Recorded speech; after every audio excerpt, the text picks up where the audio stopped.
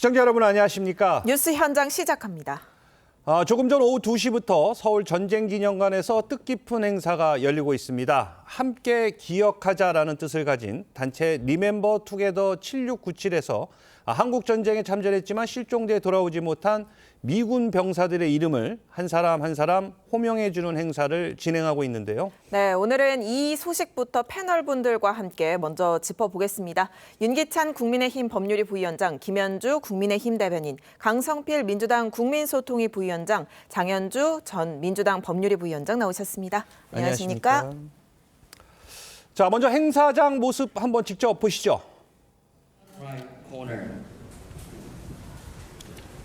여러분, 지금 여러분 앞에 있는 우리 오른쪽, 제 오른쪽 여러분 앞에 있는 코너를 봐주시기 바랍니다. 자, 지금 전쟁기념관에서 리멤버 투게더, 그러니까 한국 전쟁 때 실종돼서 아직 돌아오지 못한 미군 병사들의 이름을 한국군과 또 미국군이 100명씩 이렇게 호명하면서 그분들의 숭고한 희생 정신을 기리는 이런 뜻깊은 행사가 펼쳐지고 있습니다. 네, 지금 현장에 보면 빈 의자 그리고 탁자 위에는 모자와 이렇게 기리는 꽃이 올라가 있는 모습을 볼 수 있는데요. 조금 있으면 이제 이름을 한 명씩 부르는 그 행사가 진행될 것으로 보입니다.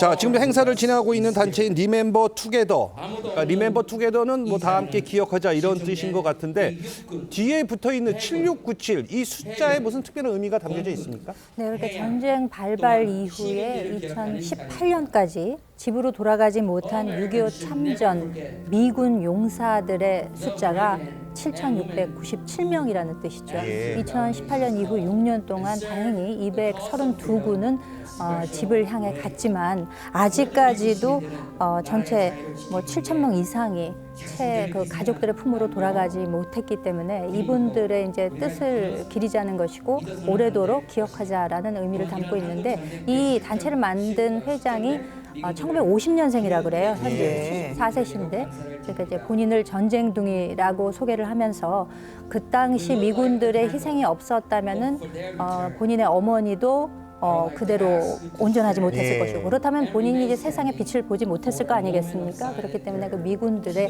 은혜에 좀 보답을 하는 의미에서 이런 단체를 만들었다고 합니다. 그렇군요. 그런데 이 특별한 단체를 만든 계기가요. 트럼프와 김정은의 싱가포르 미북 정상회담이었다. 이런 말이 맞나요? 네, 방금 김현주 대변인께서 말씀해 주셨지만 이 단체 회장께서 전쟁둥이십니다. 근데 이분께서 이 단체를 만들게 된 장면이 있는데요. 그 장면이 2018년 7월에 도널드 트럼프 대통령과 김정은 위원장이 서로 만나면서 당시에 미군의 유해를 전달하는 모습을 보면서 이 회장님께서 저희 어머니를 도와주셨던 미군 유해가 저 박스 안에 있을 수도 있겠구나. 그러니까 이 한정윤 회장님께서 1950년대 그러니까 전쟁 중에 이제 엄마 뱃속에 있었을 거 아니겠습니까? 근데 당시 미군 병사가 한정윤 회장님 어머님의 순산을 도왔다는 거죠. 그래서 그런 고마운 마음이 그 장면을 보면서 생각이 나서 내가 무슨 의미 있는 좀 뜻깊은 일을 해야겠다라고 해서 이 단체를 만들게 되었다고 합니다. 알겠습니다. 자, 리멤버 투게더 7697 주로 어떤 일을 하고 있습니까? 네, 그러니까 6.25 때 낯선 한국 땅에서 자유를 지키다가 실종된 미군들을 기리고 그리고 그런 기리는 행사와 캠페인을 주기적으로 열고 있고요. 뿐만 아니라 그 가족들에게 한국은 결코 잊지 않는다. 그러니까 코리아 네버 포겟이라는 마음을 전해오고 있습니다. 뿐만 아니라요. 지난 5월에는 한국전쟁 미군포로 실종자 가족 연합 후원회라는 비영리 민간단체로 등록까지 마쳤다라고 하고요. 특히나 이 전쟁둥이 몇몇이 주축이 돼서 이 문제를 또 알리고 그리고 미군 실종자 가족들에게 우정의 액자를 보내는 그런 캠페인도 하고 있다고 합니다. 네, 조금 전에 그 초에 불을 붙여서 저 빈 탁자에 올려놓는 모습을 함께 볼 수 있는데요. 그 탁자 위에는 아무래도 그 기리는 의미를 담은 꽃과 모자, 그리고 조금 전 보신 촛불, 성조기, 그리고 이 행사 단체로 보이는 깃발도 함께 올라가 있는 것으로 알 수가 있습니다. 부위원장님, 이런 행사를 갖는 것에 대해 어떤 의미가 있다고 보시는지요? 그러니까 이런 행사를 통해서 이제 아직까지 그 많은 유해분 전사자분들이죠. 이 전사자분들의 가족품을 못 들어가고 있다. 그러니까 지금 한미 간에는 2011년도경에 전사자 공동 유해 발굴 협정서가 있어요. 그에 따라서 매년 발굴하고 있는데 그러니까 전투 기록을 보면 이제 한국 영역 내에서 돌아가신 분들은 그렇게 발굴할 수 있지만 이제 문제는 북한이죠. 북한 영역 내에서 돌아가신 분들의 경우에는 아까 말씀하신 2018년도에 55구가 일단은 소환이 됐고요. 그다음 80구 정도가 확인됐다고 했는데도 아직까지 이제 이행이 안 되고 있어요.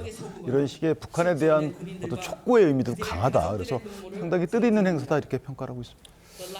알겠습니다. 자, 6.25 전쟁에서 이분들의 숭고한 희생이 있었기에 지금의 대한민국이 존재할 수 있었습니다.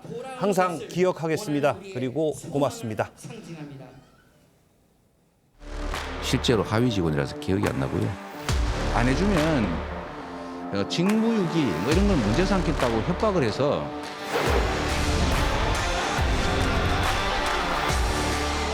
검찰 권력을 남용해서 증거도 조작하고 사건도 조작하고 다 사필 규정할 것입니다.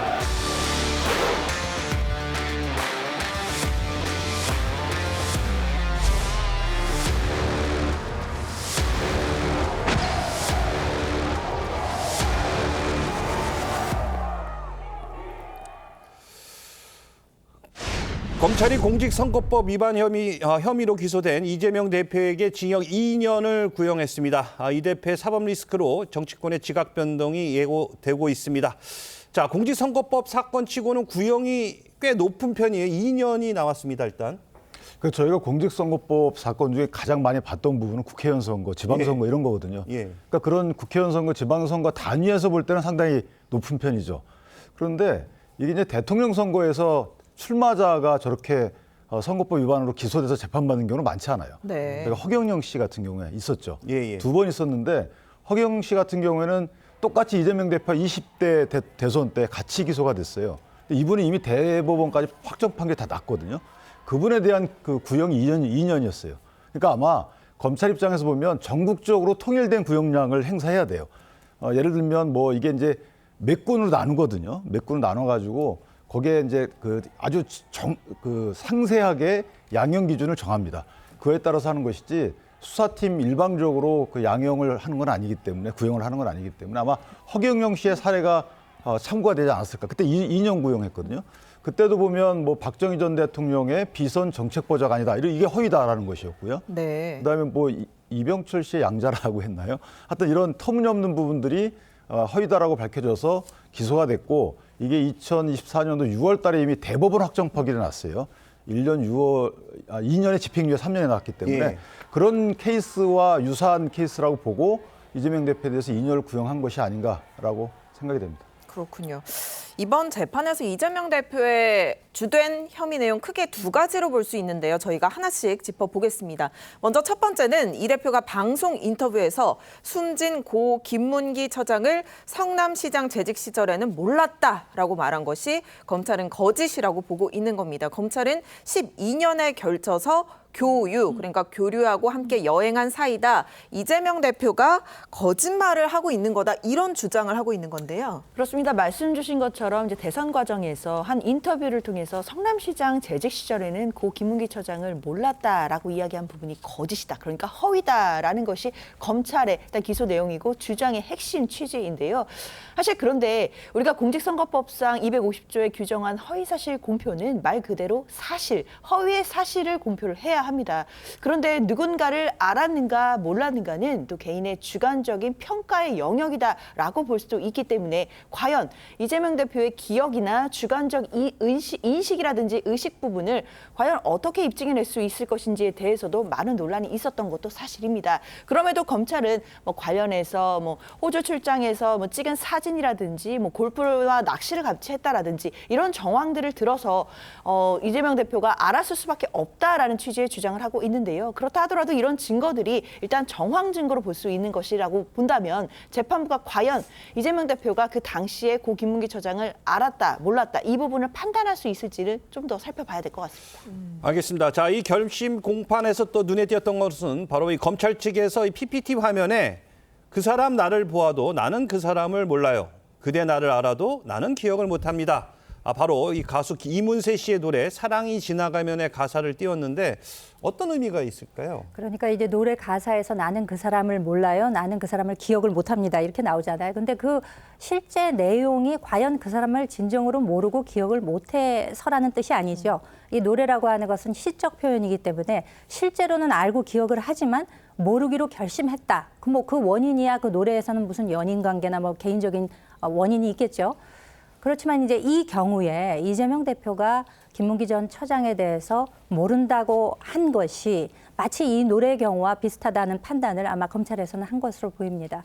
당시 대선 국면에서 이 대장동 사건이 큰 이슈로 부각이 되면서 그 대장동 사업에 있어서의 상당히 그 중요한 역할을 했던 김문기 처장에 대해서 알고 모르고가 굉장히 이재명 대표에게는 중요한 사안이었을 수 있고 그렇기 때문에 고의에 의해서 거짓말을 통해서 나는 김문기 처장을 모른다라고 판단했다고 검찰은 판단하고 있는 것이 아닌가 이렇게 보여집니다. 네, 검찰은 또 법정에서 고 김문기 처장이 뉴질랜드 출장 당시 가족과 영상 통화를 한 영상도 재생했습니다. 바로 이런 내용이었죠. 들어보겠습니다. 성남시장 재직 시절 표창까지 받고 호주 네덜란드 트램을 같이 가고 유동규 본부장과 함께 골프까지 같이 친 아버지를 이재명 대선 후보는 기억하지 못하고 있습니다. 정말 납득이 가지 않습니다. 나 얼굴 너무 많이 타버렸어. 오늘 시장님하고 본부장님하고 골프까지 쳤다? 오늘 너무 재밌었고 좋은 시간이었어. 네, 그러니까요. 일전에 언론 보도도 많이 나온 내용이었지만 검찰은 호주 출장을 같이 가서 골프도 치고 낚시도 함께 했는데 김문기 처장을 이재명 대표가 모를 수가 있을까? 반면 이 대표 측에서는 수천 명 직원 중에 한 명이라서 기억할 수 없다 이런 거였는데 누구의 말을 더 신빙성 있게 보느냐를 재판부가 생각하고 있을 것 같은데요. 저는 사실 재판부가 검찰이나 이재명 대표의 말 둘 중 하나 누구에게 무게를 더 실어주느냐 저는 그런 문제가 아니라고 생각을 합니다. 예. 이 말은 사람이 아냐 모르냐의 문제는 아느냐라는 이 질문 자체부터가 너무 추상적이고 주관적인 겁니다.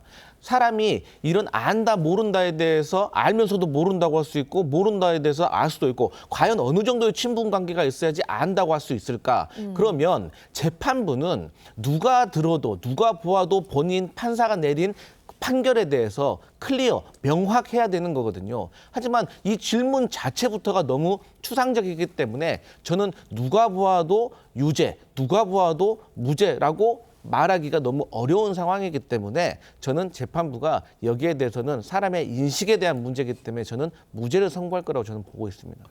알겠습니다. 자, 근데 이 대표는 영상이 끝난 후 잠시 눈을 감았다 떴다고 합니다. 자, 어떤 심경일까요? 양심을 보여주기 싫었겠죠, 아마. 근데 저게 물론 사람 내면의 인식의 문제이긴 한데 그렇게 따지면 대한민국의 모든 그 허위 사실에 대한 인식은 입증하기 곤란하죠. 그러니까 이게 지금 저런 정황적 사실들, 처음에는 이재명 대표가 골프 친 사실들도 부인했었어요. 왜 그랬을까요? 나중에 지금 피고인 신문에서 다 인정하셨잖아요. 그러니까 예를 들면 낚시를 같이 하고요. 그다음에 카트를 같이 타고 나무를 같이 손잡고 둘레를 재고 그리고 시내 쇼핑을 같이 가고요. 자, 이런 경험을 같이 공유한 분들 과연 기억에 없을까요? 이게 평상인이라면 이 정도 경험을 같이 했으면 기억에 남는다라는 것이 일반적인 상식적인 기준이에요. 근데 뭐 물론 이재명 대표가 정말 모를 수도 있죠. 그러나 정말 모른다 하더라도 그건 인정받기 어렵습니다. 왜냐하면 평균인의 시각에서 이 정도의 경험을 같이 했으면 이건 모를 수가 없다라고 인정하는 게 재판부일 거예요. 그러니까 일반적으로 그 거짓말 탐지기를 통해 가지고 그 이재명 대표가 하시는 말씀이 진짜인지 거짓말인지를 밝혀내는 것이 아니고 예. 이 정도 경험을 같이 했으면 이건 알 수밖에 없다라고 인정하는 여부가 재판인 것이에요. 그렇기 때문에 이재명 대표도 아마 제 생각에는 그 정도는 아실 거고 그럼 왜 이렇게 끝까지 부인하시느냐 양형의 문제로 봅니다. 정말 나 기억 안 나. 그런데 정황적 사실들은 다 인정합니다. 같이 골프 치고 낚시하고 이런 건 다 인정하는데 나 정말 기억이 없습니다.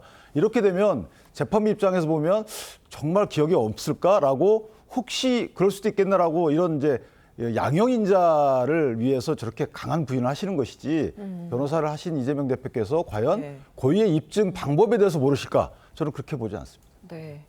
두 번째 혐의도 이제 한번 또 짚어보겠습니다. 어떤 거냐면 이재명 대표가 경기도 국정감사에서 백현동 부지의 용도 상향은 국토교통부의 압박에 의한 거였다. 이렇게 말한 내용을 지금 검찰은 또 허위 사실을 말한 거다. 국감장을 이 대표가 거짓말장으로 만들었다. 이렇게 주장을 하더라고요. 그렇죠. 지금 앵커 말씀 주신 것처럼 두 번째 혐의는 바로 국토부로부터 압박, 협박을 받아서 부지를 상향해줬다. 이런 취지의 이야기가 허위 사실이다라는 취지입니다.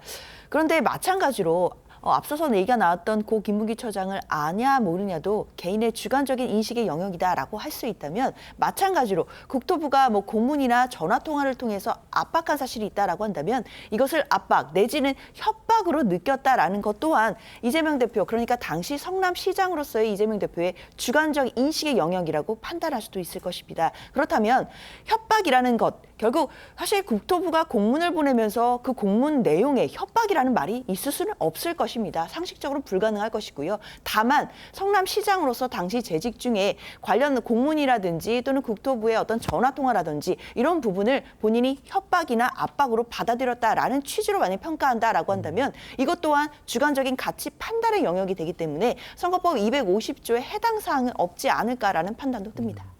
알겠습니다. 자, 그런데 검찰이요. 국토부 협박 발언은 비리를 감추기 위한 책임 전가다라고 이렇게 주장을 하자 이재명 대표는 압축적으로 답변하다 보니까 얘기가 꼬인 건 있다라고 얘기를 했습니다. 자, 꼬인 게 있다. 어떤 의미일까요? 그러니까 이제 본인이 국감장에서 7분 이내에 발언을 해야 되는데 예. 시간 안에 맞추려다 보니까 이제 말이 헛나갔다라는 뜻으로 아마 말씀을 하신 것 같은데 우리가 이제 이재명 대표를 개인적으로 만나보지 않아도 평상시에 공적으로 비추어진 모습을 보게 되면 상당히 세세히 좀 따지고 좀 주도 면밀하고 예. 그리고 강약으로 따져보자면은 약간 강성인 그런 성격을 가지고 있을 것이다라고 누구나 추측을 하잖아요. 그런데 국감장에서 그 7분의 시간을 맞추기 위해서 이야기를 하다 보니까 꼬였다라고 발언하는 것은 결국 지금에 와서 인정하는 꼴이 아닌가. 왜냐하면 국토부가 협박을 했을 리도 없고 그리고 그 재판에 증인으로 나왔던 공무원들 가운데 한 22명 가운데서 본인이 협박을 느꼈다라고 진술한 분들은 없다고 해요. 더군다나 이 공공기관 이전 특별법에 따라서 국토균형 발전을 위해서 공공기관이 이전을 하면서 그 부지에다 이제 아파트를 짓는 것인데 2단계 종상향 해달라고 했던 것이 매번 거절되다가 4단계 종상향이 되지 않았습니까? 근데 이렇게 된 사례가 없습니다. 전체 28개 지자체 가운데 4단계 종상향 이루어진 곳은 성남시가 유일하거든요. 백현동. 그렇게 본다면 과연 이것을 협박으로 느꼈을 것이냐, 압박으로 느꼈을 것이냐. 그리고 또 이게 말이 헛나와서 꼬여서 압박으로 느낀 것을 협박이라고 이야기를 했다고 하면은 그동안 2022년 9월 8일에 기소돼서 2년 넘게 재판이 진행됐는데 그동안 이야기를 하시지 결심 공판의 피고인 최후 진술에서 이제 와서 꼬였다라고 이야기하는 것은 과연 그 진위가 무엇인지를 상당히 의심케 한다라고 생각이 됩니다. 네.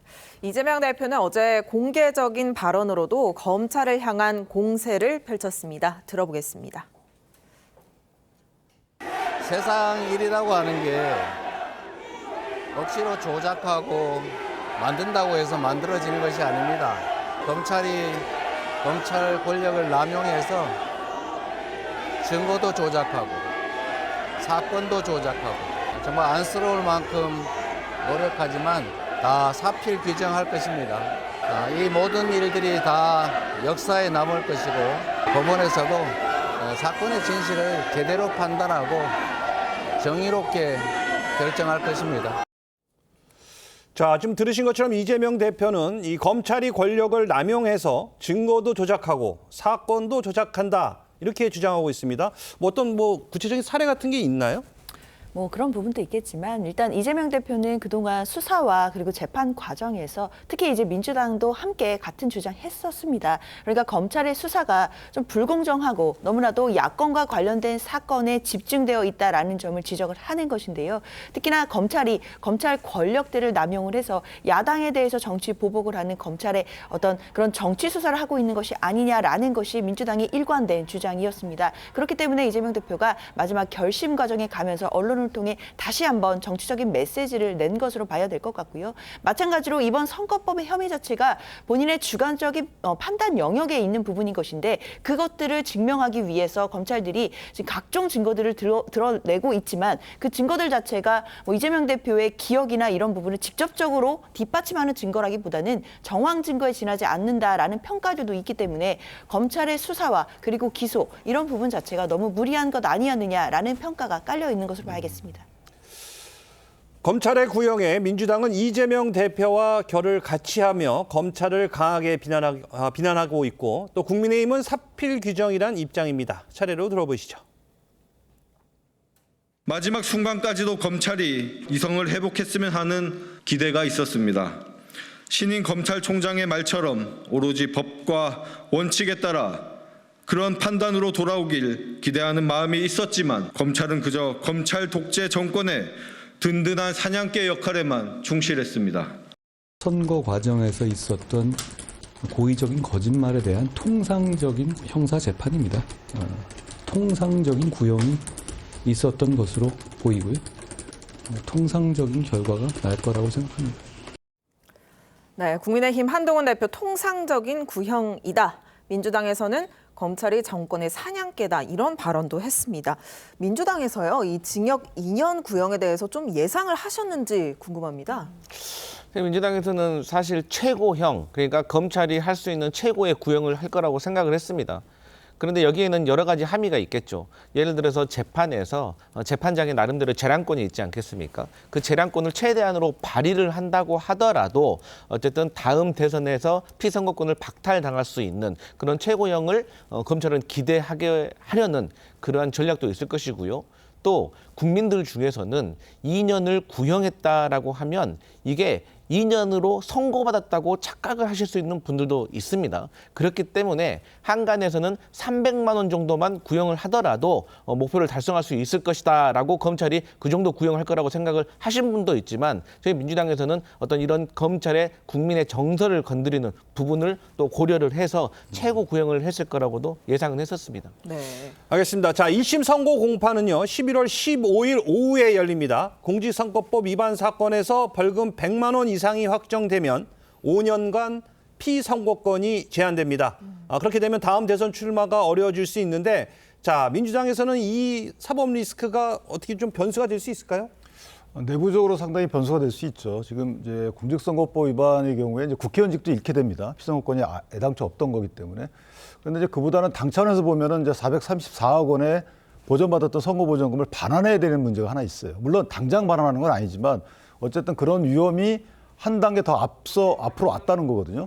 그럼 이제 당내에서 이재명 대표의 피선거권 박탈에 따른 대선 주자 자격을 운운하시는 여론이 있을 뿐만 아니고 좀 위험하다. 그리고 이제 구상권 행사를 위해서 미리 뭐 가압류를 해두자 이런 의견도 있을 수 있어요. 이재명 대표의 재산에 대해서. 그러니까 상당히 분란의 소지가 없지 않아 있는 것이고 또 하나는 이제 재판부가 너무 늦게 선고를 한다. 여기에 대한 불만을 제기할 수 있죠. 왜냐하면 이게 2022년도에 기소가 됐잖아요. 그런데 9월 9일 날 기소가 됐거든요. 9월 9일 날 기소됐는데 그 당시에 이재명 대표가 당대표가 막 되고 나서예요. 기억나시다시피.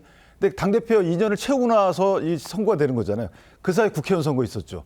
그다음에 아까 제가 말씀드린 허경영 씨 같은 경우에는 올 6월에 이미 대법원 확정 판결까지 났거든요. 그러니까 비교가 되는 거죠. 두 사건이. 그러면 당내 문제에서도 만약에 이게 정상적인 절차로 6개월 이내 또 1년 이내 났으면 당내가 어느 정도 수습을 할 시간적 여유가 있음에도 불구하고 만약에 이게 그대로 진행돼서 피선거권이 박탈되는 선고 형량이 나오고 이게 대법원 확정 판결이 났는데 이게 2026년도경에 난다. 그러면은 대선 후보를 확정할 만한 시간적 여유가 없잖아요, 민주당이. 그러니까 혼란에 빠지는 거죠. 수습되기 전에 대선을 치러야 되는 부분도 없잖아 있는 겁니다. 자, 이런 여러 가지 다양한 이제 당내에서 왜 늦어졌냐에 대한 뒤늦은 불만이 나올 수도 있는 거고 하기 때문에 저는 백가쟁명식의 당내 분란에 휩싸일 수 있다 이렇게 생각합니다. 제가 그렇군요. 조금만 반론을 드리자면 예. 지금 물론 윤 변호사님께서는 외부의 시각으로 여러 가능성들을 말씀해 주셨는데요. 사실 실제 민주당 내부 분위기는 좀 다릅니다. 내부 분위기는 일단 이재명 대표가 이번에 얼마 전에 그 대표로서의 연임에도 성공을 했고 80%가 넘는 득표율로 지금 굉장히 강한 리더십을 좀 공고하게 구축하고 있는 상황이거든요. 사실 11월 15일에 1심 선고가 나온다라고 하더라도 이것은 판결이 확정되는 것이 아니고 그리고 그 판결이 어떻게 나온다 하더라도 사실상 이재명 대표의 리더십에는 지금으로서는 흔들리거나 그 리더십에 어떤 균열이 가거나 이럴 만한 지금 상황은 전혀 아니기 때문에 사실상 민주당 내부에서는 여러 가능성이나 경우의 수 이런 부분들은 전혀 거론되고 있지 않습니다. 네. 근데 이제 이런 건 있어요. 이게 만약에 이재명 대표 그 당시 어떤 논의들이 있었냐면 저희가 뭐 이게 과연 재판이 중지되는 것이냐, 대법원 재판이 그다음에 대통령 당선되게 되면 어떻게 되는 것이냐 여러 가지 이제 가정적인 논의도 있었잖아요. 그러니까 만약에 이게 재판이 지연돼 가지고 2027년도 3월 달까지 확정이 안 된다. 그러면 그나마 민주당 입장에서는 다행인데 그 이전에 만약 확정이 되게 되면 확정이 된 시기가 만약에 2026년도 뭐 9월, 10월, 11월이다. 그럼 대선을 준비할 수 있는 기간이 상당히 없어요. 그러니까 이런 상황이 만약에 진짜 생기게 되면 민주당 입장에서 보면 이러지도 못하고 저러지도 못하는 그게 가장 곤혹스러운 경우의 수일 것이다. 이렇게 생각합니다. 그렇군요. 근데 제가 하나 여쭤보고 말씀드리고 싶은 게 이게 지금 백현동과 관련해서 종상향을 이례적으로 했기 때문에 그래서 시작이 된 거잖아요. 그래서 그 과정을 설명하는 과정에서 국정감사장에서 있었던 발언에 대해서 지금 공직선거법으로 다음 대선에 나가느냐 못 나가느냐 하는 그런 문제인데 사실 민주당의 지지자들이 왜 이번 판결에서 유죄를 받는다고 하더라도 파장이 없냐면 다음 대선에 나갈 사람을 만약에 백현동에서 어떤 비위 행위가 있었는지 그 비위 행위에 4단계를 상향해주는 비위 행위에 이재명 대표가 연루가 됐는지 안 됐는지 만약 여기 연루가 됐다면 우리도 지지를 처리할 수가 있지만 그걸 설명하는 과정 속에서 나온 발언에 대해서 말꼬투리를 잡아서 지금 재판에까지 가서 이 결과를 두고 다음 대선에 나갈 수 있느냐 없느냐를 따지는 것이 다음 대선 주자를 너무 탄압하는 것이 아니냐라고 지지자들은 생각하고 있기 때문에 파장이 적다 이렇게 말씀드릴 수 있겠습니다. 그러니까 그 백현동 사건에 있어서 대관 로비를 담당했던 김인섭 씨 2심 결과가 이미 나왔습니다. 징역 5년이 1심에 이어서 똑같이 확정이 됐습니다. 벌금도 상당히 부과가 됐고요. 그렇다고 하면은 이 종상향이 된 것이 과연 국토부의 협박에 의한 것이냐 아니면 그 대관 로비에 의한 것이냐 이거는 어느 정도 사법적인 판단을 받은 것이라고 볼 수 있기 때문에 그에 관해서는 이제 뭐 11월 15일에 지켜보시면 되지 않을까라고 생각이 됩니다. 네, 정치적 측면에서 이재명 대표의 리더십 여파도 짚어볼 만하지만요. 잠깐 아까 말씀하셨지만 만약에 확정 유죄 판결을 받을 경우 민주당이 지난 대선에서 보전받은 이 선거자금 434억 원 반환해야 한다. 이 부분도 굉장히 큰 쟁점인 것 같아요. 그렇죠. 당에도 상당한 부담이 되는 거죠. 이재명 대표가 본인이 피선거권 5년 박탈돼서 다음 대선 후보로 나설 수도 없고 확정 판결이 되게 되면 국회법에 따라서 국회의원직도 바로 상실하게 되는데 당 입장에서 보면은 434억 원이라는 어마어마한 거액을 반환해야 된다는 것도 상당한 당의 부담이 될 것이다. 그래서 한동훈 대표가 과거에 이제 아마 1심 선고가 나오게 되면 현타가 올 것이다라고 얘기를 했는데 민주당 측에서는 뭐 아까도 말씀하셨다시피 1심, 2심이 나오더라도 뭐 계속 상급심 결과를 기다리면서 그 전혀 흔들림이 없을 것이다. 80% 이상의 지지를 얻어서 다시 연임을 했기 때문에라고 말씀은 하시지만 사실상 저는 어제 그 구형량이 민주당 내에서 형성된 여론에 비해서 상당히 셌다. 구형량이 센 것으로만 해도 이 정도의 술렁임이 있다면은 이제 1심 위중교사도 이제 곧 나오지 않겠습니까? 이런 실질적인 선고 결과가 나오게 된다면 민주당 내의 분열 조짐은 상당히 더 가속화될 것이다. 그렇게 보고 있습니다. 자, 지금 뭐 말씀하신 것처럼 이제 위증교사 부분도 있는데 바로 이제 검찰 이제 구형만 남은 상태입니다. 이 대표의 위증교사 혐의 사건 결심 재판도 오는 30일로 예정돼 있는데 자, 좀 줄줄이 결과가 나오고 있습니다. 자, 그래도 아까 말씀하신 대로 어떤 이유에서든 민주당은 흔들리지 않을 것이다.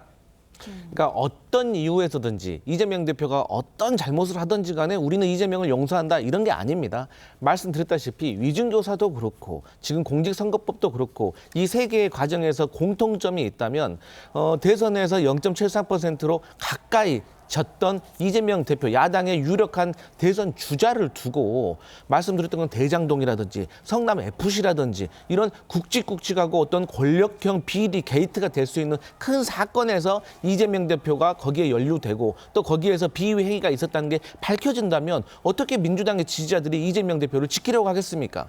하지만 방금 다시 말씀드렸지만 지금 이재명 대표와 관련된 그러니까 대선 전에 결과가 확실하게 좀 나올 것 같은 그런 사건들은 조금 말꼬투리를 잡는 것이 아니냐 하는 듯한 사람을 아냐 모르냐 어떻게 사람을 모른다고 해서 아는데 모른다고 해서 그럼 당신은 유죄 다음 선거 나오지 마 이렇게 하는 것이고 또 종상향 같은 경우도 그 과정 속에서 뭐 4단계나 올려졌기 때문에 그러면 당신이 어떤 특혜를 줘서 뭐 다른 뇌물을 받은 것이 아니냐 그런 것이 아니라 그런 걸 해명하는 과정에서 7분 동안 있었네 압박을 받았냐 안 받았냐 이런 걸 가지고 대선에 나갈 수 있느냐 없느냐의 문제를 결정짓는다는 게 야당 지지자들 봤을 때는 좀 과도해 보인다 이렇게 말씀드릴 수 있겠습니다. 하나 좀 이게 이제 선거법은 저희가 또 그 별도 입법 취지가 있는 거잖아요. 그러니까 거짓말하지 말라는 이유가 그 거짓말을 들은 국민이 표행사할 때 잘못된 행사를 할까 봐 그런 거잖아요.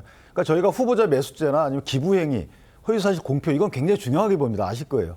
그래서 보통은 만약에 여기 해당하게 되면 일반적인 지방선거나 국회의원 선거에서도 거의 100만 원 이상이 나와요. 예. 이 허위사실 공표는 그만큼 별도 입법 목적이 있는 것이지 이게 뭐 배임죄나 아니면 뇌물죄와 비교해가지고 이게 경하냐고 이렇게 따지는 건 전 조금 동의하기 어렵습니다. 알겠습니다. 뭐 재판 결과를 좀 더 지켜보도록 하겠습니다. 자, 다음 주제 짚어보도록 하겠습니다.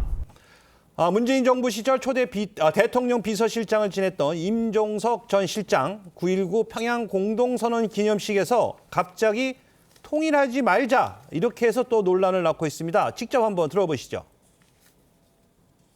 통일하지 맙시다. 객관적 현실을 받아들이고 두 개의 국가를 수용합시다. 헌법 3조 영토 조항을 지우든지 개정합시다. 국가보안법도 폐지하고 통일부도 정리합시다. 지금의 현실에서 남북이 통일 논의를 지속하는 것은 불가능하다고 생각합니다.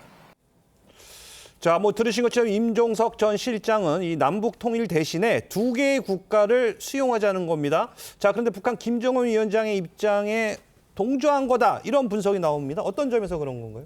그러니까 이제 그 김정은이 작년 12월에 이국가론을 내놨죠. 이제 우리는 뭐 같은 민족끼리 해서 결과적으로는 특수관계에 의해서 우리는 통일을 지향한다라는 것이 역사적 맥락에서 통일이 남과 북에 합의한 점이 있었습니다. 그럼에도 불구하고 이제 가장 큰 적대 국가는 대한민국이다라고 지칭을 하면서 기하급수적으로 핵무기를 늘리겠다 뭐 여러 가지 이제 선포를 했죠. 그런데 그 전대협 3기 의장을 지낸 임종석 실장의 경우에는 1980년대부터 통일에 관해서는 뭐 정말 통일 노래를 불렀던 분은 아니겠습니까? 30년 이상 개인적으로 소신으로 지켜오던 것을 왜 지금에 와서 갑자기 이국가론에 동조하면서 이것을 바꾸면서 통일하지 맙시다. 거기다가 헌법 3조 영토 조항이 있죠. 예. 한반도와 부속도서를 우리 영토로 한다라는 것도 바꾸자. 근데 4조도 있습니다. 4조에 보면은요. 우리나라는 통일을 지향한다. 자유민주적 기본 질서에 입각해서 평화 통일 정책을 수립하고 실천한다라고 되어 있습니다.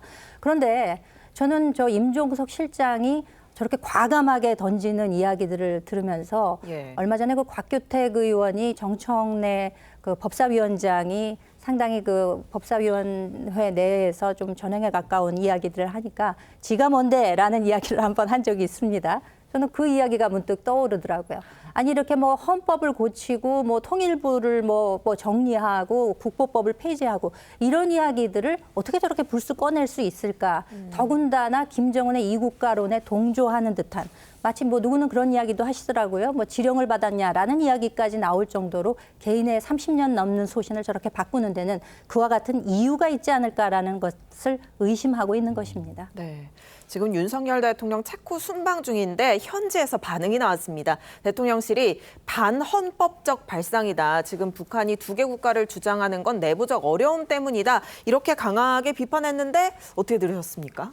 대통령실 입장에서는 비판할 수 있다고 생각은 듭니다. 아무래도 이제 임종석 전 실장이 한 이야기가 그만큼 논란의 소지가 굉장히 큰 또 파급력 있는 이야기인 것이 분명하기 때문입니다. 특히 지금 통일을 하지 말자, 이 국가를 받아들이자, 아무래도 이제 현실적인 측면을 좀 중요하게 바라보자라는 취지로 읽히긴 합니다. 특히 이제 평화 정책에 집중을 해보자 이런 이야기로 들리기는 하지만 그렇다 하더라도 우리나라 헌법 제3조와 제4조 그리고 헌법 전문에 들어있는 이 평화 통일이라는 이 정신에 비추어 봤을 때는 우리나라 지금 현재 헌법 정신과도 맞지가 않는 이야기이고 민주당 입장에서도 민주당 강령과도 또 부합하지 않는 부분들이 있기 때문에 사실상 동의하거나 동조하기는 좀 어려운 이야기인 것 같긴 합니다. 다만 임종석 전 실장은 본인 이야기를 통해서 이제 논란이 이런 대화의 가능성, 여기 토론의 가능성이 열리면 좋겠다라는 취지의 이야기도 했기 때문에 이것을 계기로 해서 앞으로 통일이라든지 관련돼서 어떤 대북 정책을 펼쳐나가야 될 것인지에 대해서 또 다른 거대 담론을 이야기할 수 있는 또 계기가 되었으면 좋겠다 이런 생각은 있습니다. 자, 좀 전에 김현주 대변인도 얘기하셨지만 임종석 전 실장은 대표적인 전대협 의장 출신의 아주 운동권을 상징하는 그런 정치인으로 볼 수 있는데 그동안 계속 통일과 북한을 강조해 왔는데 갑자기 이국가 주장을 들고 나온 이유 뭐라고 보십니까? 근데 저는 일단 임종석 전 비서실장 이분 큰일 날 분 같아요. 왜냐하면 이게 헌법이 영토 조항을 지우자 그러잖아요. 그 영토 조항이 우리나라 영토는 한반도와 그 부속 도서로 한다. 이걸 다 지우자는 거예요. 글쎄 이런 발상을 어떻게 하실 수 있는지 이해가 안 되고 개정한다고 이해했으면 이해를 하지만 그리고 이제 임종석 전 비서실장이 본인이 통일운동을 쭉 해오다가 왜 입장이 바뀌었는지 그 개인적인 맥락은 제가 따지지 않겠어요. 그런데 정부에 고위직을 했던 분으로서 보면 지금 북한의 경우에는 통일론이 본인들의 우위 여부에 따라서 상시 바뀌어 왔어요. 그러니까 예전에 김일성 같은 경우에는 본인 민주화 기지론 해가지고 자기들이 이미 남한 대비 힘이 셀 때는 자기들이 막 다 풀어줬단 말이죠. 그러다가 연방제 통일론도 주장하다가 그다음에 이제 힘이 딸리니까 그때 남북한 동시 가입을 한 거잖아요. 그러니까 힘이라는 거는 북한 주민을 위한 힘이 아니고 본인 체제 유지에 불리하게 되면 남한에 따라가는 그런 상황을 해왔거든요. 지금도 보시면 김정은이 지금 적대 국가 이론을 한 부분은 통일조선부 없애자는 거잖아요. 임종석 전 비서실장이 통일부 없애자는 거예요. 이게 되게 대꾸가 되죠. 김정은 입장에서 보면 지금은 흡수 통일로 경계해야 되는 입장이거든요. 대한민국이 워낙 국력이 세지고 본인이 내부 통치 체제가 흔들리고 있기 때문에 남한에게 체제가 흡수당할 위기에 처해 있어서 통일론을 중단하자는 겁니다. 그리고 정말 통일론이 있다면 이건 전쟁 통일론이에요. 무력으로 남한을 먹겠다. 소위 죄송합니다 표현이 이런 통일론이거든요. 그러면 임종석 씨가 말하는 게 그럼 전쟁 통일론에 본인이 화답하는 건가요? 그다음에 30년간 통일론을 하지 말자는 겁니다. 그러니까 흡수 통일을 30년간 하지 말자는 거잖아요. 저는 개인적으로 왜 저런 말씀을 하셨을까? 아마도 다음 정부에서 다음 이제 민주당에서는 대화를 이어가려면 자 우리 대한민국 흡수 통일을 주장하지 않겠다. 그러니까 통일론을 주장하지 않는다. 이 의미는 뭐냐면 너네들 체제를 보장하겠다라는 의미잖아요. 그럼 대한민국 북한 주민의 그 인권을 어떻게 할 거죠? 왜 지금 우리가 통일이 무르익어 가는데 지금 왜 통일론을 중단하죠? 30년간 통일론을 중단하고 대화만 하겠다는 거거든요. 그럼 북핵도 안 되고 통일도 안 되고 글쎄요. 전 임종석 비서실장의 개인적인 생각이 뭔지 상당히 위험스럽다 이렇게 생각합니다. 근데 이제 저희 민주당은요, 그 대북 정책과 관련해서 김대중 대통령의 햇볕 정책 그리고 연방제론에 대해서 동의를 하고 있습니다. 이게 연방제론이 3단계인데요. 1차가 평화 공존입니다. 이 평화 공존의 상태는 두 국가적인 형태로 둘 다 각자의 주권을 가지고 있으면서 예를 들어서 국제기구에도 서로 각자 알아서 탈퇴도 할 수 있고 가입도 할 수 있는 각자 도생인 겁니다. 그런 과정에서 2단계로 넘어가서 서로 문화적으로나 경제적으로 교류를 하다가 3단계 넘어가서 신뢰가 쌓이게 되면 그때 통일에 대해서 한번 서로 긴밀하게 협의를 하는 과정을 통해서 우리가 통일로 가자는 것이 저희 민주당의 그 통일 정책인데 아마도 저는 임종석 전 비서실장이 네. 이 평화 공존의 상태에서 지금 윤석열 정부와 보수 정부가 북한에 대해서 적대시하고 있기 때문에 당연히 북한도 우리를 적대시하기 때문에 이게 평화 공존이 되겠냐 이런 큰 함의가 있을 것 같긴 합니다. 그런데 본인께서 조금 더 자세한 설명을 필요하고 또 부연적으로 본인이 대통령의 비서실장을 하면서 예. 조금 북한의 태도에 있어서 많이 실망해서 회의를 느낀 것이 아닌가 저는 그렇게 보지만 어쨌든 저희 민주당의 전체적인 맥과는 조금 다른 면이 있다 이런 말씀 드리겠습니다. 저희가 이제 오해 소지가 있을 것 같아서 제가 말씀드리는데 윤 대통령 지난 8.15에 말씀하신 독트린, 평화 통일 독트린에 보면 저희가 적대시한 적이 없어요. 화해와 협력을 해서 뭐 동지성 회복이 되면 국가 연합으로 가자는 거잖아요.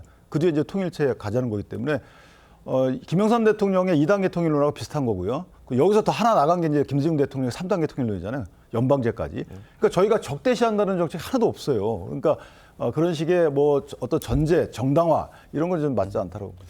자, 근데 같은 행사에 참석한 이 문재인 전 대통령도 이 통일 담론에 대한 재검토가 필요하다 이렇게 주장을 했습니다. 어떻게 보면 임 전 실장과 결을 같이 한다고 봐야 될까요?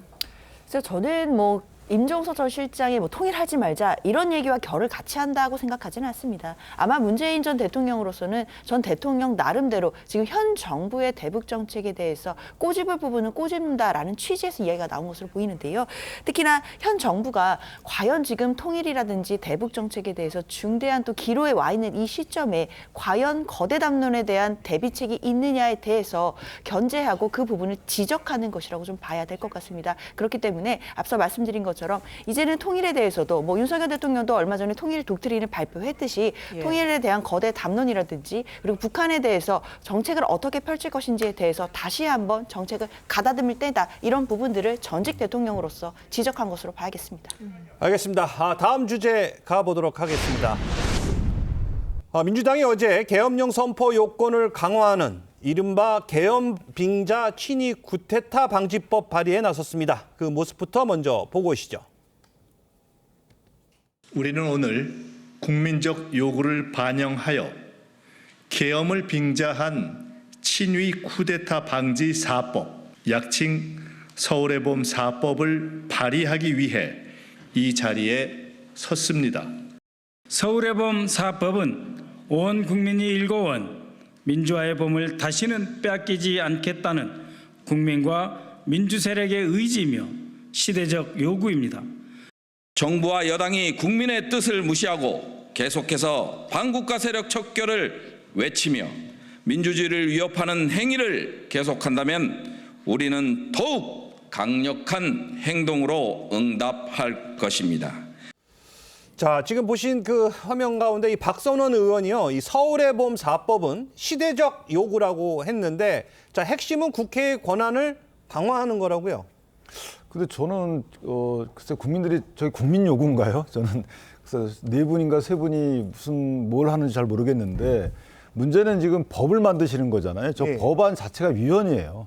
그러니까 지금 헌법에 보면 국회 사전동의 시 계엄 선포하는 게 아니고요.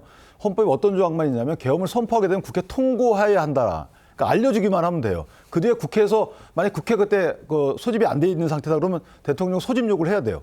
이건 국회가 반드시 소집되도록 조치할 의무가 있는 겁니다. 그러니까 국회가 소집돼 가지고 이 계엄이 문제가 있다 그러면 해제 요구하게끔 돼 있는 거예요. 이런 시스템인 거죠. 이게 헌법 조항입니다. 그런데 계엄법을 고쳐가지고 헌법 조항을 무력화시키겠다. 그래서 누가 지금 그러면 쿠데타라는 거죠. 지금 보면 저 네 분이 사실은 헌법을 무력화시키는 거예요. 이런 발상을 어떻게 하시는지 모르겠고, 자, 이런 법안을 만약에 만들었어요. 그러면 대통령이 어떻게 합니까? 이거 당연히 거부권 행사하죠. 그럼 거부권 행사한 걸 핑계로 해서 봐라, 계엄의 의도가 있는 거 아니냐, 또 이렇게 역공할 거예요. 저는 이것 또한 또 뭐 계엄을 끌고 가기 위한 계엄 논의, 허황된 계엄 논의를 끌고 가기 위한 하나의 빌드업이 아닌가라는 생각이 들어서 참 안타깝다. 이렇게. 네. 저 민주당 국방위원회 의원들인데 지금 수석 최고위원이잖아요. 김민석 의원이요. 그런데 당론으로 이걸 발의하겠다라고 얘기를 했단 말이죠. 네. 민주당 내부에서는 정말 동의를 하고 계신 건가요? 일부에서는 동의하시는 분도 있고 또 많은 분들이 또 여기에 대해서는 너무 섣부르다라고 판단하시는 분도 분명히 있습니다. 그런데요, 국회의원이 법안을 성안하는 과정에서 입법조사처에서 성안 과정에서 다 검토를 합니다. 그렇기 때문에 위헌이 있다고 하면 이 부분에 대해서 다 지적을 할 것이고 어쨌든 이것이 또 상임위에서도 논의가 될 것이기 때문에요. 아직 절차가 많이 남았다는 점을 말씀드리고 어쨌든 이분들의 주장은 그렇습니다. 지금 정부가 계엄을 하겠다라고 지금 마음 먹었다 이런 게 아니라 예방적인 차원인 거죠. 그러니까 사람이 이 돌발적인 상황, 예기치 못한 상황이 벌어지면 사실 어떤 판단을 하게 될지 모릅니다. 근데 그러한 상황이 만약에 벌어졌는데 계엄이 발동되었을 때 계엄과 관련된 핵심 요직에 있는 분들이 본인과 같은 고등학교 동문이어서 모든 것을 함께해서 생사고락을 함께할 수 있는 분들로 구성이 되어 있다면 돌발적인 상황에서 어떤 일이 벌어질지도 모른다는 것을 예방하고자, 그리고 선진국 미국, 영국, 독일 이런 곳에서는 이미 계엄을 선포하기 전에 국회 동의를 받아야만 하는 사례도 있기 때문에 저희 민주당으로서는 이거 뭐 계엄을 할 것이다, 그래서 막겠다라는 것보다는 예방적인 차원이다, 이렇게 이해하시면 될 것 같습니다. 자, 그러자 국민의힘은요, 음모론으로 법을 만드는 격이다라면서 반발하고 있습니다. 자, 김민석 민주당 최고위원은 본회의 통과를 위해 전력을 다하겠다, 이렇게 얘기했습니다. 뭐 본회의 통과할 수 있겠죠? 아니, 민주당에서 마음 먹어서 되지 않는 것이 어디 있겠습니까? 지금 뭐 정치 지형 자체가 이제 그렇게 되어 있는데 정말 이거는 실체 없는 망령에 대해서, 왜 그 영화에 보면은 슉슉슉 하면서 이것은 입에서 나는 소리가 아니라는 그런 대사 있잖아요. 저는 그게 생각나더라고요. 그냥 허공에다 대고 섀도우 복싱 하는 거예요. 이게 무슨 지금 실체가 있는 겁니까? 아니, 국민 불안을 차단하고 그 씨앗을 없애기 위해서 뭐 입법을 하겠다라고 밝히셨다는데, 아니, 이번 추석에만 하더라도 국민이 불안한 요소가 있었다면은 무슨 의료 상황, 뭐 경제난, 뭐 이런 것들은 이야기가 되더라도, 아니, 그 누가 계엄에 대해서 불안한 국민이 과연 있었을까요? 이것을 예방 차원에서 입법을 한다?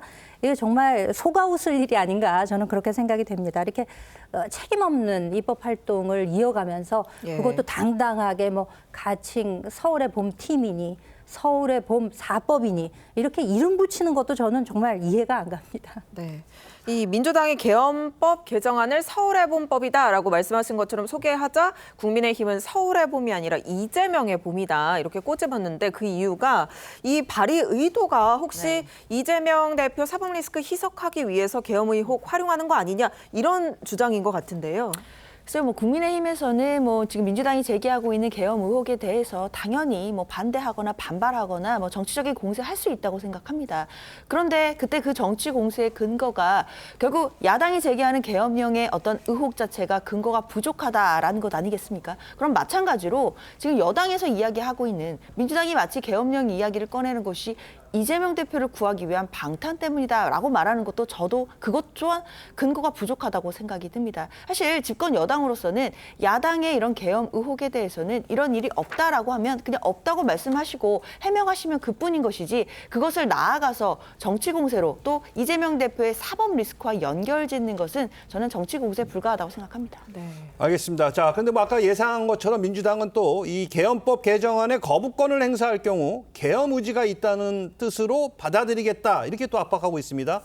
국민의힘이 거세게 반발하고 있어서 어쨌든 이 논란 계속 이어질 것으로 보입니다. 근데 장현주 변호사님 말씀처럼 저희가 이제 그런 의도가 전혀 없고 본인들도 그 정황상 확인된 걸 내놓지 못하고 있잖아요. 그럼 이제 그만하셔야 되는데 계속 하고 있기 때문에 거의 정치적인 목적이 있는 거구나라고 저희가 이제 생각하게 되는 거고, 그 정치적인 목적이 이재명 대표의 사법 리스크를 희석하기 위한 것이다, 이렇게 보는 거고요.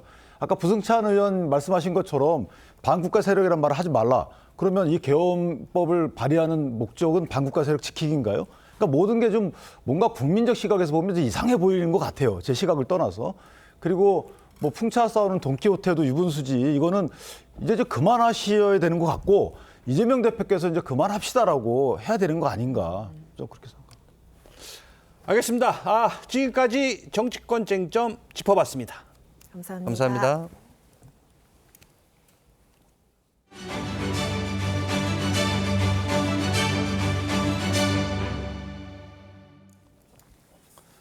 이스라엘군이 레바논 수도 베이루트 남부 지역을 표적 공습하면서 헤즈볼라 2인자 사령관을 포함해 적어도 14명이 숨졌습니다. 지상전이 임박한 것 아니냐는 관측이 나오는 등 이 지역 긴장감이 최고조에 달하고 있습니다. 보도국 연결합니다. 변재영 기자, 자세한 소식 전해주시죠. 네, 이스라엘이 현지 시간 20일 레바논 수도 베이루트 주변을 표적 공습했습니다. 이번 공습으로 레바논 무장정파 헤즈볼라의 특수부대 최고사령관 아브라힘 아킬이 숨졌습니다.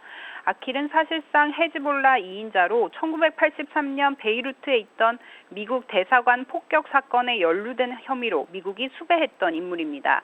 미국은 아킬에게 700만 달러, 우리 돈 94억 원의 현상금을 걸었는데요. 레바논 보건부는 이번 공습으로 현재까지 적어도 14명이 숨지고 60여 명이 다쳤다고 밝혔습니다. 레바논 당국은 주거 지역도 공격을 받았고 사상자 중에는 어린이도 있었다고 전했습니다. 헤즈볼라도 맞불 공습에 나섰습니다. 이스라엘의 공습에 앞서 헤즈볼라는 로켓 140발로 이스라엘 북부를 공격했습니다. 미국 백악관은 이번 이스라엘의 표적 공습과 관련해서 이스라엘 측 사전 통보는 없었다면서 외교적 해결이 최선이라고 입장을 밝혔습니다. 지금까지 보도국에서 전해드렸습니다. 계속해서 한 주간의 연예계 소식과 함께 이슈들 자세히 짚어보도록 하겠습니다. 네, 오늘은 안진용 문화일보 기자 나오셨습니다. 안녕하세요. 안녕하세요.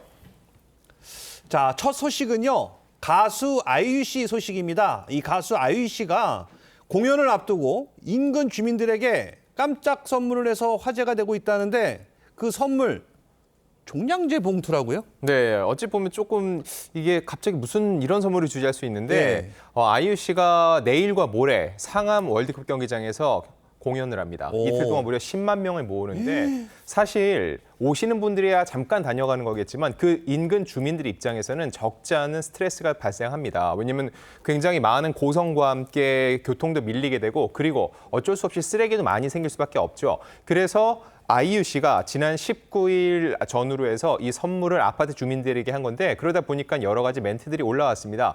이 사진과 함께 딱 그 각각 아파트의 입구에 무언가 걸려 있었다는 겁니다. 그 얘기는 아이유 씨가 이렇게 공연을 하게 됐는데 너른 양해를 부탁드린다고 하면서 20리터짜리 쓰레기 봉투 10장을 걸어놨다는 거죠. 사실 이전에도 이곳에서 공연을 한 여러 가수들이 있었지만 이런 사례는 거의 드문다는 겁니다. 결과적으로 볼 때 왜 아파트에서 어떤 인테리어를 하면은 그때 미리 양해를 구하고서는 많은 분들에게 여러 개 작은 성의를 보이기도 하는데 아이유 씨 입장에서는 이렇게 부담이 적습니다. 이 20리터 쓰레기 봉투 하나에 한 500원 정도 하니까 10장이면 5,000원 정도 하겠죠. 커피 한 잔 값인데 이 정도로 해서 많은 분들에게 미리 양해를 구하는 것만으로도 사실 이 받아들이는 시민들, 이 주민들 입장에서 훨씬 더 아이유 씨에 대한 고마움이 생길 것 같습니다. 네. 참 실용적이고 센스 있는 선물이다 이런 평가가 지금 나오고 있는데요. 특히 이 서울 월드컵 경기장 같은 경우는요. 콘서트가 경기장 잔디 상태를 악화시킨다는 논란이 그동안 많았습니다. 손흥민 선수가 잔디 문제를 제기하기도 했는데요. 들어보겠습니다. 이제는 홈에서 하는 경기도 쉽지 않은 것만큼 원정 경기는 더 어려울 거라고 생각해요. 근데 단 한 가지 좋은 점은 그라운드 컨디션이 원정 경기가 좋다라는 게 저희 팀에 기술이 좋은 선수들이 많은데도 불구하고 볼 컨트롤 하는 데도 있어서 어렵고 드리블 하는 데도 있어서 어려운 상황들이 나오면 홈에서 할 때만큼은 좀 많이 개선이 됐으면 좋겠어요. 하루빨리라도 개선이 됐으면 좋겠고.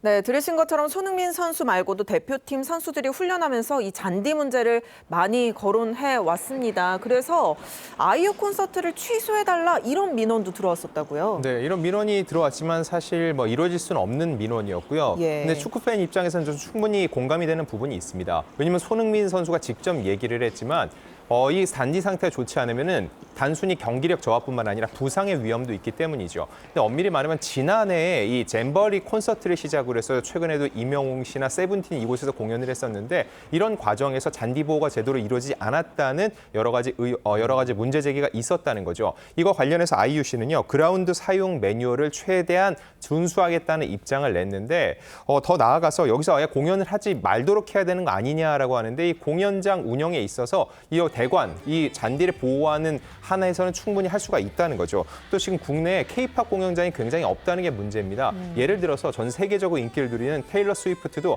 한국 공연은 지난해 패싱을 했습니다. 그 이유는 열 수 있는 공연장이 없다는 거죠. 이런 상황 속에서 월드컵 경기장 하나를 대안으로 자리 잡고 있는데 무작정 안 되는 것보다는 잔디를 보호할 수 있는 한에서 어떤 식으로 활용할지를 고민하는 게 보다 현실적이라고 볼 수 있습니다. 자, 그런데 이 서울 월드컵 경기장은 이 해마다 가수들의 공연이 많이 열립니다. 또 이 관리 주체는 이 서울시설공단인데 이 잔디 논란에 대해서 일단 서울시공단의 입장은 뭡니까?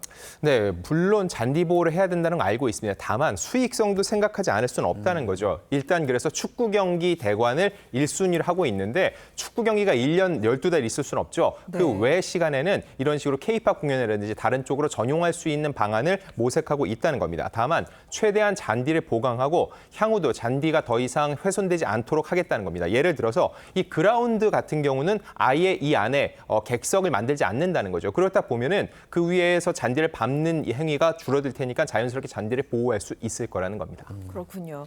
아이유 씨는 평소 연예계 대표 선행 스타로도 유명한데요. 얼마 전에는 데뷔 16년을 맞아서 2억 2,500만 원을 기부했어요. 사실 이 금액도 큰데 아이유 씨의 누적 이 기부 금액은 이미 50억 원이 넘어섰습니다. 국가적 재난이 있을 때마다 계속적으로 이렇게 기부금을 내고 있는데 무엇보다 본인의 이름이 아니라 팬덤의 이름으로 내고 있기 때문에 선한 영향력을 전파하는 데도 큰 역할을 하고 있는 거죠.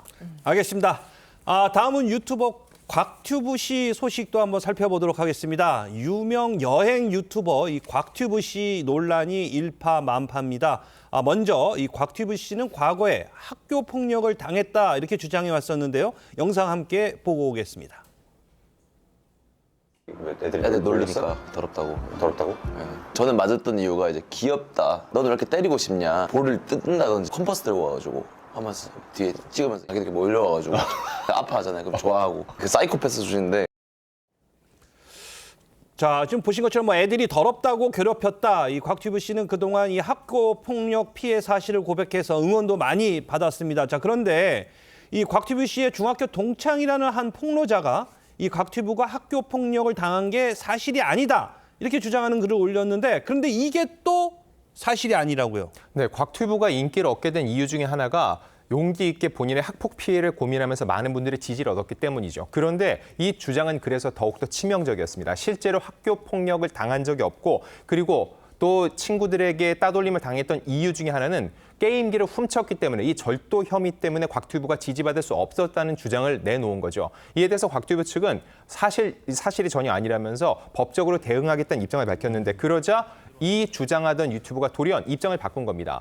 이 사실은 모두 허위였고 그리고 본인은 지금 중학생이다. 이 얘기야. 본인은 고등학교 2학년이다. 이게 무슨 얘기냐면은 곽튜브와는 같이 학교를 다닌 적도 없다는 겁니다. 곽튜브보다 15살 정도 어리기 때문에 본인이 학교를 같이 다닌 동창생으로서 이런 주장을 아예 내놓을 수 없다고 입장을 번복한 거죠. 네, 완전히 허위 사실을 글로 올린 건데 왜 이런 글을 올렸는지 이유를 좀 얘기한 게 있나요?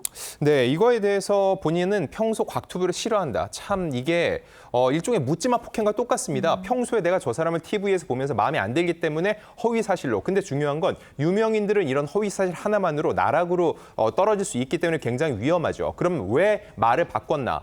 곽튜브 쪽에서는 이 문제에 대해서 좌시할 수 없다. 법적으로 대응을 하고 선처 없이 엄중한 조치를 취하겠다고 했는데 이렇게 큰 기업에서 본인에 대해서 법적 조치를 취한다고 하니까 이제 와서 무서워졌다는 겁니다. 이게 무서운 줄 알았으면 처음부터 그런 허위 사실은 함부로 유포하지 말았어야 됩니다. 자, 그런데 이 곽튜브 씨는 얼마 전에 이 본인 유튜브 채널에 이나은 씨와 또 함께한 여행 영상을 올렸다가 또 논란이 커지기도 했습니다. 이 멤버를 따돌렸다는 의혹을 받고 있는 배우 이나은 씨를 두둔했다면서 이 논란이 커지자 네. 곽튜브 씨 영상을 공개한 지 24시간 만에 삭제하고 2번의 사과문을 올렸는데 팬들의 반응은 어떤가요? 일단 현재까지는 차갑습니다. 왜냐하면 아까 말씀드렸다시피 곽튜브는 학폭 피해 관련해서 많은 지지를 받아왔다는 거죠. 그래서 교육부에서 곽튜브가 출연하는 학폭 방지 캠페인 영상까지 만들었었는데 지금 여론이 좋지 않으니까 해당 영상까지 지금 비공개로 전환된 상태입니다. 곽튜브 입장에서는 이 이나은 씨가 학폭 오해가 있었고 그게 아니었는데 나도 오해했다고 얘기를 했는데 이거 역시 확인되지는 않은 바라는 거죠. 결과적으로는 학폭 피해로 지지받은 곽튜브 씨가 학폭 가해 의혹에 휘말렸던 이나은 씨를 왜 옹호를 하냐. 대리 사죄를 한다는 것, 대리 용서라는 것 자체가 말이 안 된다는 주장이라고 볼 수 있고요.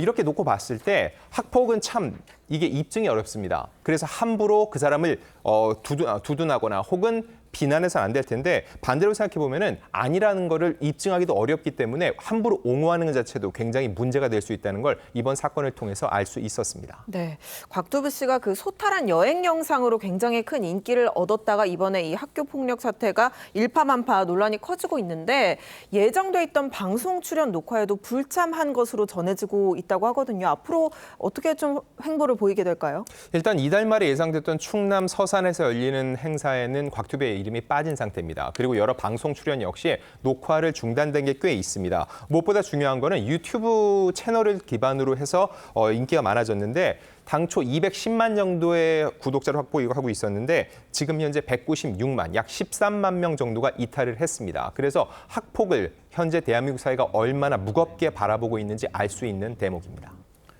알겠습니다. 자, 다음은요. 이 저출산 시대에 한 줄기 아주 그냥 단비 같은 소식입니다. 이 국내에서 처음으로 자연 임신으로 생긴 5 쌍둥이가 서울 성모병원에서 태어났다고 합니다.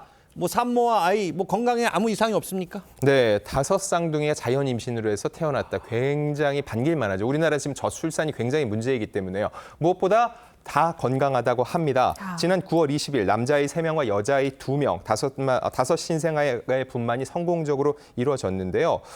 다소 저체중입니다. 아무래도 5명이 한꺼번에 태어났기 때문에 현재는 당분간은 인큐베이터에서 생활하지만 건강에는 아무런 이상이 없다고 하고요.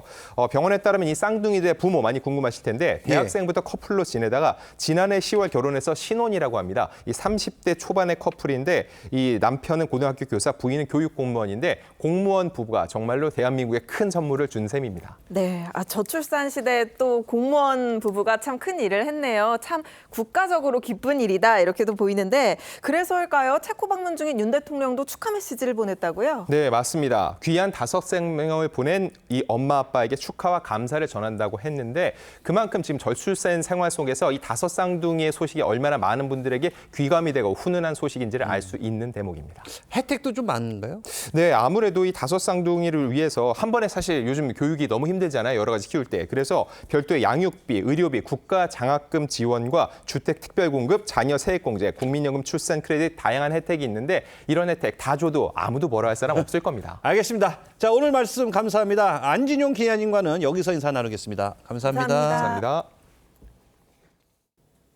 제14호 태풍 플라산에서 약화된 열대 저압부의 영향으로 많은 양의 비가 내리고 있습니다.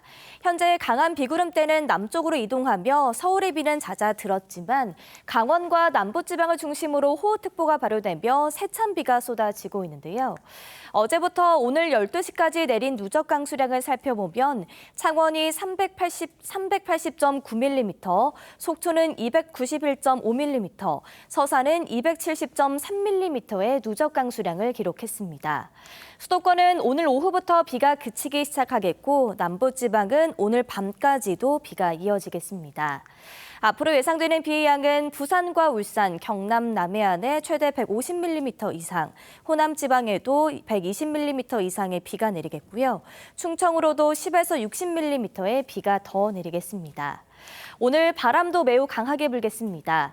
호남과 영남 해안, 제주에 강풍특보가 발효된 가운데 순간 풍속 초속 20m 안팎의 강풍이 불겠습니다.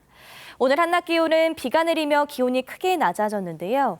서울이 23도, 대전과 대구 25도에 머물겠습니다. 동해안과 제주는 내일까지도 비가 이어지겠고 다음 주에는 선선한 가을 날씨가 찾아오겠습니다. 날씨였습니다. 9월 21일 토요일 TV조선 뉴스 현장은 여기까지입니다. 함께해 주신 여러분 고맙습니다.